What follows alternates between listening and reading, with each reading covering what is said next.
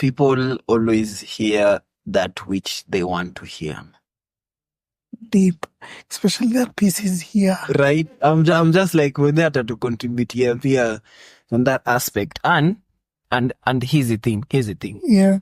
And I was just constantly thinking about this whole statement of specifically how people often go on ahead and say that, I'm trusting God, right?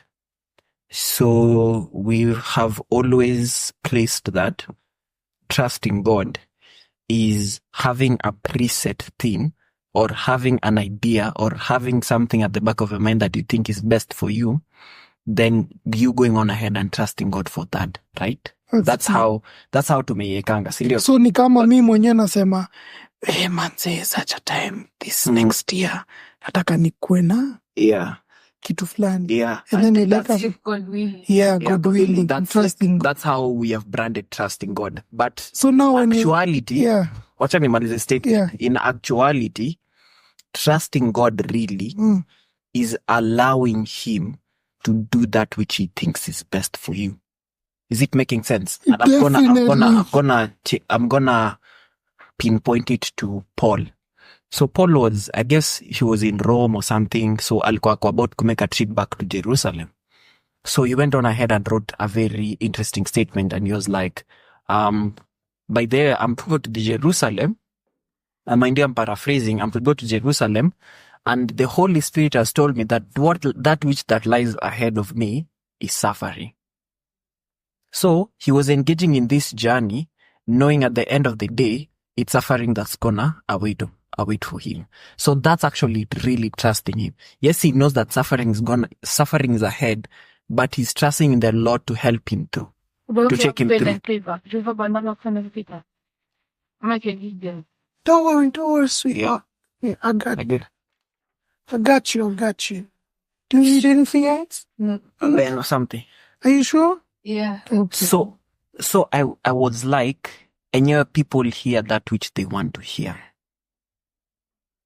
Cause my whole thought was about where then did we get this from? Is it making sense? Maybe we might have gotten it from our own sense or from our appeal of self-interest. Is it making sense? So I guess so weird, like they are talking, then you're writing, it's like I'm on a therapy session or something. This is therapy. So don't remember we said it's therapy for you? Yeah. Like you. What needs healing? So I guess from that angle, I came on ahead and realized that we hear that which we want to hear. And sometimes getting from that place of hearing that which you want to hear always needs to come from a place or from a desire of wanting to just see things the way they are, not the way we want them to be. Is it making sense? Yeah. So we need to come from a place of, maybe we need to stop looking at things from the place whereby that which we want to that which is like what things are, like, you know what I mean?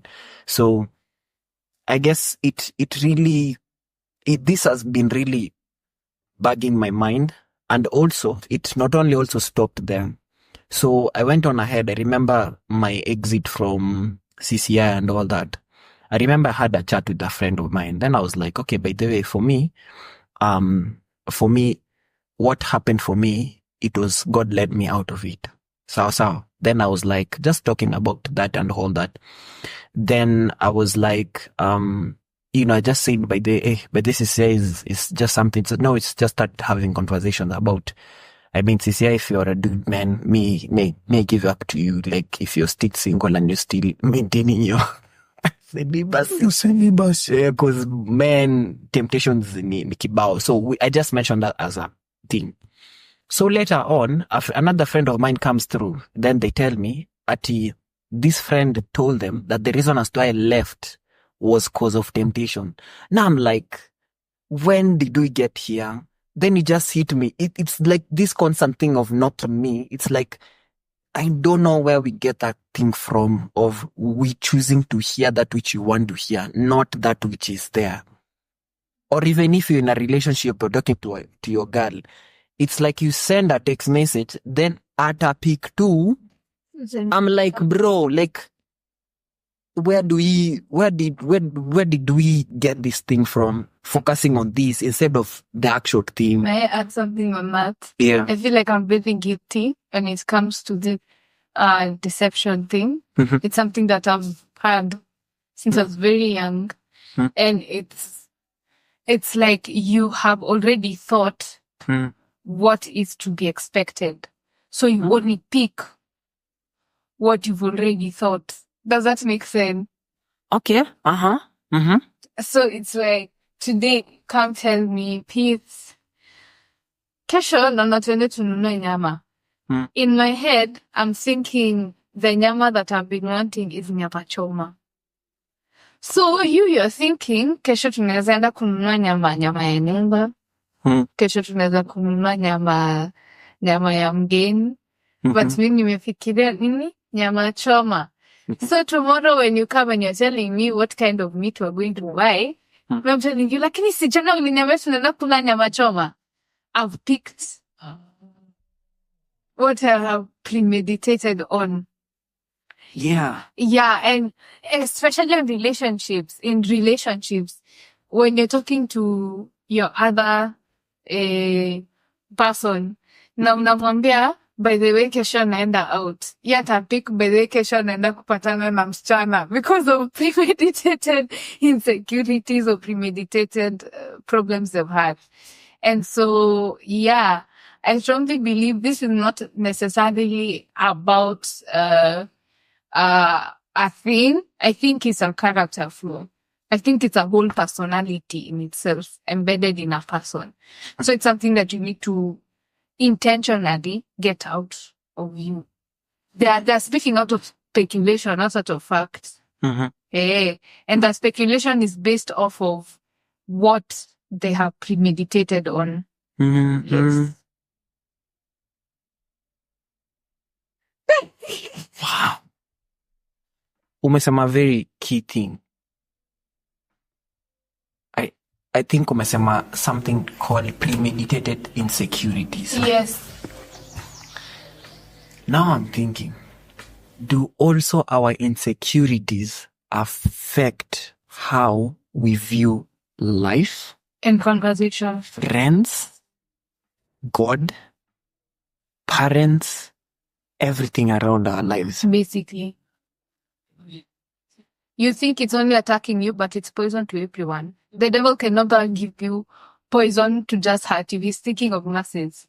So when he picks someone, he's thinking, if I'm gonna give you this problem, this has to hurt like another 10 people. I can't invest in problem to destroy you only. You have to destroy many other people. Cause now I guess from my angle now I'm like, it's like before even then you engage, it's already distorted. Basically. Like before you maybe engage in friendship, before maybe you engage in relationship, before even you engage in the word, it's already distorted. Because you have already a preset thing that you actually want from it. And I used to actually have this, someone used to tell me that sometimes with right now, everyone is making, it was a common statement that everyone is making Christianity to be about them or that which they think is best for them. And it's glued primarily on the appeal of still that whole theme of self-interest. And we may define the self-interest now is the premeditated insecurities. Now then the question becomes,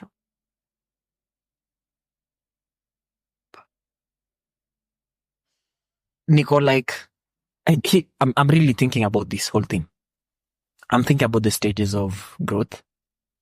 Now nimerudi huko. Cause now I'm just like, maybe we need to go back to where the insecurities then came from. You've just mentioned it. The stages of... You've been mentioning it all along. For sure.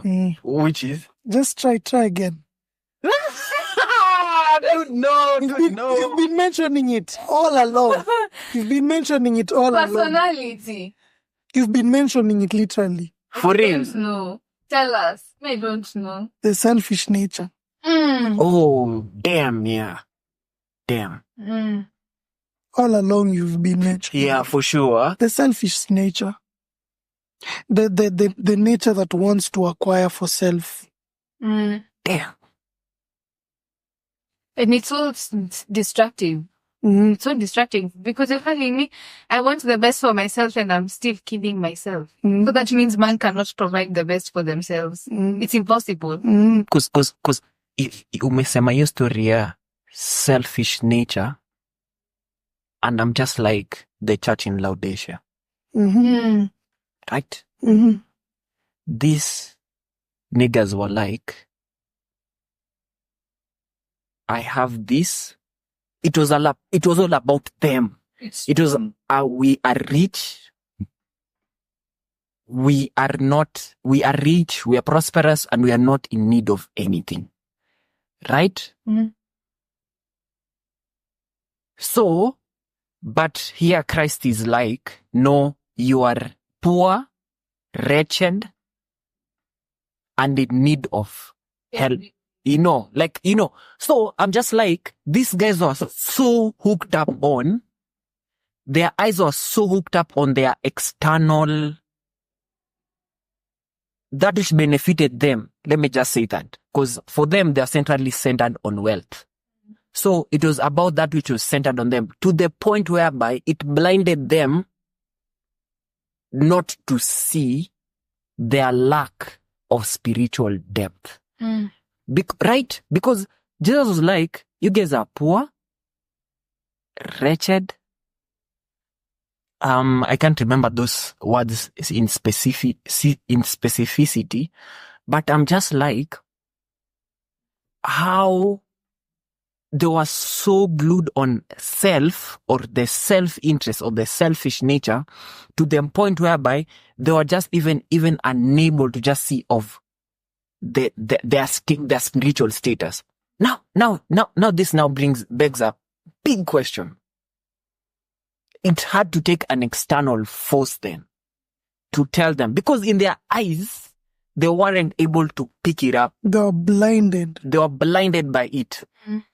Now I'm just like, they were super blinded to the point whereby they couldn't see the selfish nature and all that.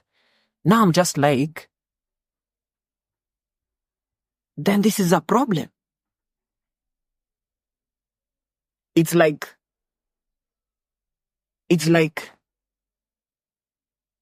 the thing then that we then need to do first is, before we engage into anything, friendship, all this, all that, maybe then we should first of all just engage with our motive or something.